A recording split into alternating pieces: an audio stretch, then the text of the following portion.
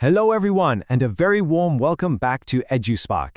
If you've got JEE or NEET just around the corner, then believe me, you are in exactly the right place at the perfect time.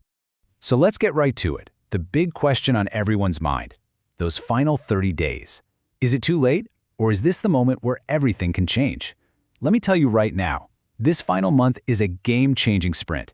It's a golden opportunity that, if you use it right, can absolutely transform your final rank. Here at EduSpark, we're all about real, actionable strategies, smart study systems, and practical exam guidance for aspirants just like you. So, if that's what you're looking for, make sure you hit that subscribe button so you don't miss a thing. Okay, let's dive into the master plan. We've built this entire strategy on 3 core pillars that are going to be your guide every single day: smart revision, strategic testing, and a strong mindset. If you can nail these 3, you'll be in fantastic shape. First up, pillar number 1, smart revision. We're not just talking about rereading your notes here. We're talking about a focused, intelligent way to revise. Because in these last 30 days, it's not about doing more. It's about doing what actually works. So the first principle is to focus your energy where you get the most bang for your buck. You've got to identify your do or die chapters, the ones that are relatively easy but carry a ton of weight in the exam. Next, you have to make your NCERT textbooks your best friends. Seriously, for NEET especially, a staggering 80 to 85% of questions come straight from those books. And a huge warning, please, whatever you do, avoid starting heavy, brand new topics. It's a recipe for disaster and anxiety. Instead, we're going to use a powerhouse technique called active recall. So what exactly is active recall? Well, think of it this way. Instead of just passively reading and letting information wash over you, active recall is the act of pulling that information out of your brain. It's a scientifically proven way to build stronger neural pathways, basically hardwiring that knowledge into your long-term memory. And this slide just lays it out perfectly. On the left, you've got passive revision. Rereading, highlighting, it gives you this cozy feeling of familiarity, but it's often a trap. On the right, that's where the real learning happens. Active revision. Solving previous year questions, quizzing yourself with flashcards, or even explaining a concept out loud. That forces your brain to actually retrieve the information, just like you'll have to do in the exam. That's the difference between just recognizing something and truly understanding it. All right, let's build on that with our second pillar, strategic testing. We all know we need to take mock tests, but how you use them this month is what separates the top rankers from everyone else. Your target for this final month should be right around 8 to 10 full-length mock tests. Now, that number is very intentional. We're going for quality here, not quantity. In fact, one of the biggest mistakes students make is taking test after test without ever stopping to analyze them. Because you see, taking the test is only half the battle. The real growth, the thing that's going to push your rank up, happens in this powerful analysis cycle. You take a timed test, then you analyze every single mistake to find your weak spots. You go back, you revise those specific areas, and only then you repeat the cycle. This loop is the engine of your improvement. And when you analyze, you have to play detective. Don't just glance at the solution and move on. No way. You need to categorize your mistakes. Was it a conceptual error, meaning you just don't get the topic? Or was it a silly mistake, like you messed up a calculation or misread the question? Did you run out of time? What about the ones you guessed? Finding these patterns is how you find and plug the leaks in your prep.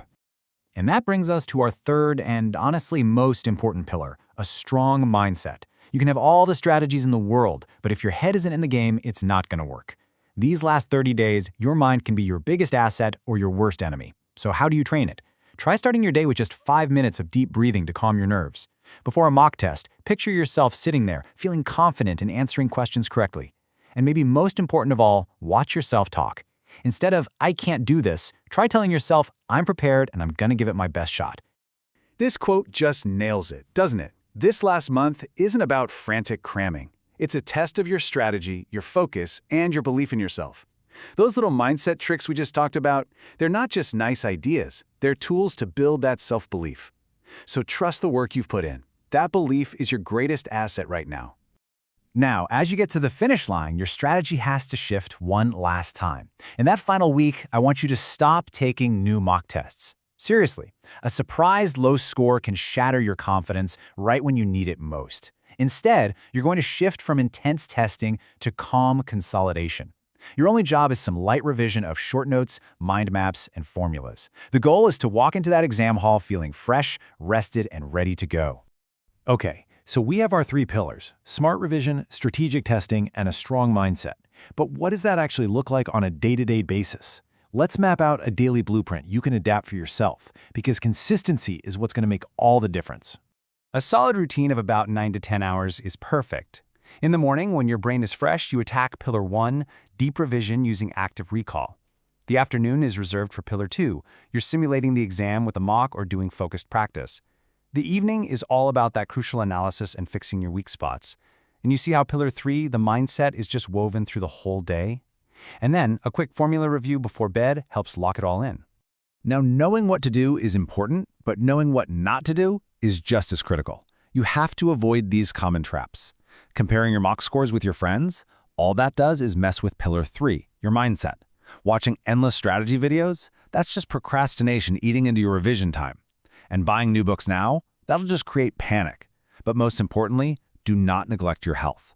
Getting at least 6 to 7 hours of sleep is absolutely non-negotiable for your memory.